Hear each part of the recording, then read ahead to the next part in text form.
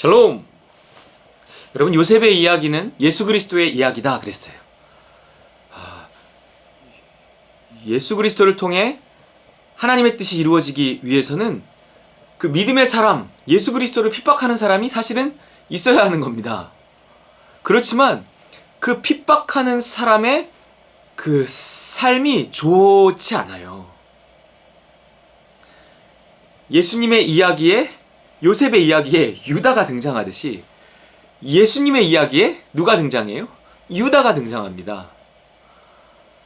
물론 이 유다와는 다른 유다, 가롯 유다라고 하는 예수님의 제자 중에 한 명인 유다죠. 그 유다도 예수님을 핍박해서 팔아먹잖아요. 그리고 그 유다의 결국이 성경에 기록되어 있습니다. 어떻게 되죠?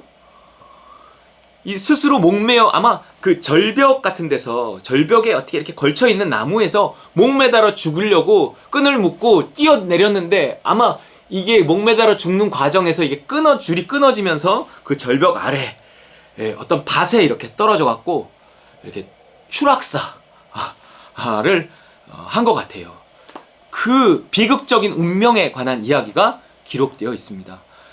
이스라엘이 출애굽을 하는 과정은 구원의 과정이에요. 이스라엘이 애굽에서, 세상으로 상징되는 애굽에서 광야를 지나 가나안 땅으로 들어가는 그 과정이 구원의 과정입니다. 그 이스라엘이 구원받는 과정에서도, 하나님 나라에 들어가는 과정에서도 이스라엘을 핍박하는 사람의 이야기가 나와요. 그 애굽의 바로왕, 그들의 군대잖아요. 그렇게 출애굽을 방해했던 그들의 결국의 이야기는 뭡니까? 홍해바다를 이스라엘 백성들은 마른 땅같이 건넜는데 그것을 뒤따라서 쫓아가다가 다 홍해바다에 수장되는 이야기가 나온단 말이에요. 뭔가 믿음의 길에는 그 믿음의 길에 맞는 어떤 고난과 핍박이 있어요. 믿음의 길은 이 세상의 길과 달라서 믿음의 길에는 반드시 세상의 핍박이 있습니다. 하나님 나라와 세상 나라가 겹쳐있는 속에서 내가 여전히 세상 나라의 발을 딛고 살면서 하나님 나라의 질서를 따르며 산다는 것은 전쟁이거든요, 일종의. 거기서 따르는 핍박과 고난과 환란이 있지만 하나님께서는 결국 승리하게 하실 것이며, 그리고 패배한 그들에게는 반드시 보응이 따른다는 거예요. 그 최종적인 보응은 뭐냐면 지옥입니다. 그 최종적인 보응을 받을 대상은 누군가요? 사단이란 말이에요, 사단. 우리 구원의 과정에서 그 구원을, 그 믿음으로 살아가서 믿음의 결국인 구원을 받는 그 과정에서 그것을 핍박하고 믿음대로 살지 못하게 하고 구원받지 못하게 하기 위해서 종신토록 흙을 먹으리라고 저주를 받은 그 뱀의 저주를 받은 그 사단, 그 마귀, 귀신, 그들이 우리 믿는 자들을 방해하고 핍박하다가 그 결국으로 하나님의 심판을 받아 영원한 지옥의 형벌에 떨어지는 그런 것에 관한 상징이 또한 이 유다의 이야기일 수 있습니다. 그러나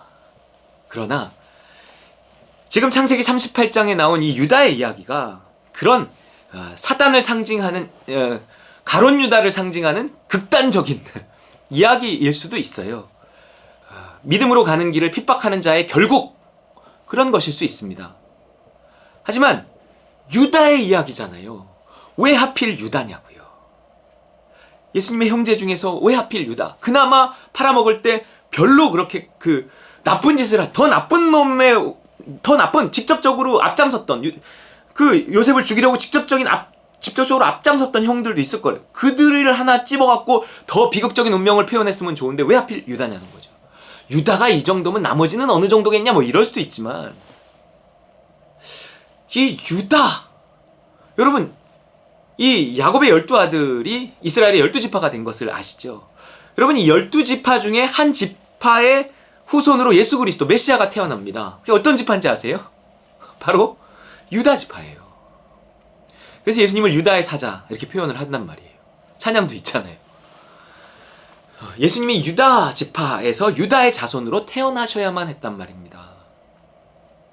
이 얘기는 뭐예요? 유다의 자손으로 메시아가 태어나야 하니, 이 유다는 죄를 지었어도 하나님이 그를 징계하시어 정결케 하실 필요가 있다는 거예요. 여러분, 이 유다의 지금 이 고난이 믿음을 핍박한 자의 어떤 그 징벌이라는 차원도 있지만 우리가 이것을 징계라는 차원에서 봐야 한다는 거죠. 나를 핍박했던 그 사람들을 하나님께서 징계하실 수 있다는 거예요. 왜냐하면 그들도 하나님이 사랑하시니까. 믿음의 길을 핍박하지 말고 너희도 믿음의 길에 돌아오라고 하나님이 믿음의 길을 핍박하는 그들을 징계하시는 거죠. 물론 끝까지 그들이 믿음의 길을 선택하지 않고 육신의 길을 가다가 최종적인 멸망을 당할 수도 있겠지만 어쨌든 그들을 벌하시는 것이 반드시 어떤 형벌, 심판 이런 것들은 아닐 거라고요.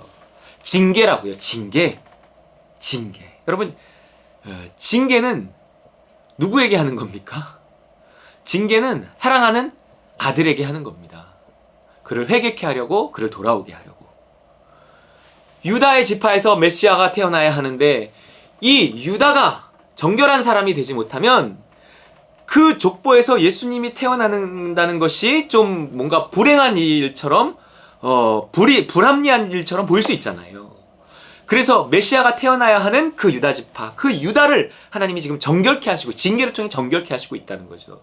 그렇기 때문에 이 징계를 받는 입장이 나일 수도 있어요. 저도 믿음을 따르지 못하다가 혹은 믿음을 따르는 사람을 오해하고 핍박하다가 나도 징계를 받을 수 있어요. 그때는 내가 회개해야죠. 그때는 다시 내가 믿음의 길로 돌아서야죠. 하나님이 그렇게 하라고 징계를 주시는 경우가 있다는 거죠. 네, 그렇게 징계하시는 거예요. 여러분, 이 징계에 관한 이 성경의 말씀이 있습니다. 고린도전서 11장 32절에 우리가 판단을 받는 것은 주께 징계를 받는 것이니 이는 우리로 세상과 함께 정죄함을 받지 않게 하려 하심이라. 징계에 관한 굉장히 중요한 말씀인데요. 좀 어려워요. 그래서 공동번역으로 보면 그러나 우리가 자신을 살피지 않기 때문에 지금 심판을 받고 있는 것이며 이것은 주님께서 우리를 단련하여 마침내 이 세상과 함께 단죄받는 일이 없도록 하시려는 것입니다. 하나님이 왜 믿는 자들을 징계하시는가?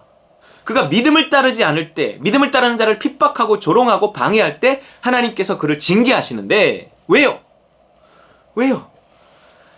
그가 계속 믿음의 길을 따르지 않다가 지옥 갈까봐 그러는 거예요.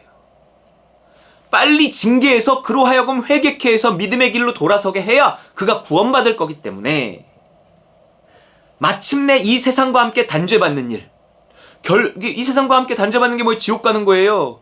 그 믿는 자로 하여금 지옥 가지 않게 하기 위해서 믿음의 길을 따르지 않는 그들을 징계하는 거예요. 징계의 목적은 딱 하나입니다. 믿음의 길로 돌아오게 하기 위한 거예요.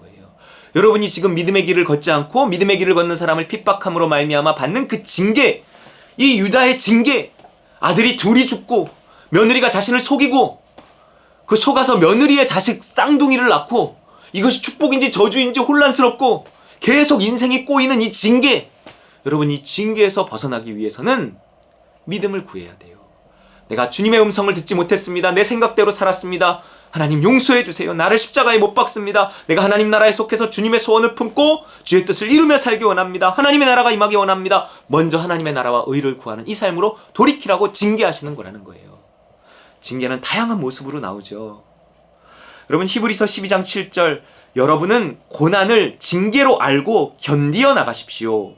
하나님은 여러분을 아들로 대하십니다. 아버지가 징계하지 않는 아들이 있겠습니까? 고난을 징계로 알고 견뎌 나가라는 거예요. 견뎌 나가라는 게 뭐예요? 그것을 깨달으라는 거죠. 참으며 이 고난이 내가 자아가 살아있어서 그 강한 자아를 하나님이 꺾고 죽이시려고 하나님께서 이 징계를 허락하시는구나. 하나님 내가 내 생각대로 했던 거, 내 고집대로 했던 거, 내 좋은 머리로 하려고 했던 것 용서해 주십시오. 하나님 내가 사람을 의지해서 하려고 했던 것 용서해 주십시오. 하나님 내 자아가 여전히 살아있습니다. 내 머리가 살아있습니다. 주님 십자가에 못 박습니다. 용서해 주십시오. 그러면서 그런다고 금방 고난이 또 없어지는 것도 아니에요. 그렇기 때문에 인내해야 합니다. 그러면서 하나님의 뜻을 찾고 인내하며 기도하는 거죠. 환난은 인내는 연단을 그런단 말이에요. 연단이 인격과 성품의 변화인데 내 스스로 아무리 착하게 살려고 해도 인격과 성품이 변화되지 않습니다. 성령의 열매가 오늘은 사랑, 내일은 희락 이런다고 변화되는 게 아니에요. 성령을 나를 죽이고 성령을 따라 사는 그 길에서 성령의 열매로서 맺혀지는 변화의 열매가 연단이란 말이에요. 성령의 인도하심을 따르는 그 길에서 생겨나는 거예요. 자연스럽게 변화가 이루어지는 겁니다. 그리스도 안에 있으면 새로운 피조물이라. 내가 그리스도 안에 있으려고 할 때, 그리스도 안에 있지 않아서, 그리스도의 뜻 안에 있지 않아서, 믿음 안에 있지 않아서 당하는 그 징계를 통한 회개로 다시 돌아오고, 나갔다가 다시 돌아오고, 이런 끊임없는 과정 속에서 주님의 뜻을 구하고 그 뜻 안에 거하는 그 삶 속에서 연단이 이루어지는 거예요. 그 나가고 징계받고 들어오고, 나가고 징계받고 들어오는 그 과정에서 뭐가 필요하겠어요? 기도가 필요하죠. 회개가 필요하죠. 인내가 필요하죠. 그래서 환난을 당하면 그 가운데 인내하며 하나님께 부르짖으며 어떤 그 고통의 분량이 그 징계의 분량이 채워져서 하나님 인정하시고 내가 회개의 분량이 채워지면 다시 하나님께서 다시 회복시키시고 해결하시고 그러다가 또 나가서 또 혼날 수도 있지만 그런 과정 속에서 우리가 그리스도 안에 있으려고 하는 믿음 안에 있으려고 하는 과정 속에서 새로운 피조물로 성령의 열매들이 맺혀진다는 것입니다. 여러분, 징계는 하나님이 우리를 아들로 대우하시기 때문에 있는 것이니 여러분 그 징계받는 가운데 그 징계의 분명한 나에게 왜 자꾸 이런 일이 일어나지? 그러지 말고 내가 여전히 자아가 살아있어서 당하는 징계구나. 나를 십자가에 못 박습니다. 하나님, 유다와 같이 지금 내가 징계를 받고 있사오니 주님 나를 용서해 주시고 하나님이 자아를 십자가에 못 박습니다. 요셉과 같은 주께 맡긴 삶을 살게 하여 주옵소서. 예수님의 이름으로 기도합니다. 아멘. 이 기도로 유다의 삶에서 요셉의 삶으로 돌이키는 저와 여러분 되시기를 주의 이름으로 축원합니다.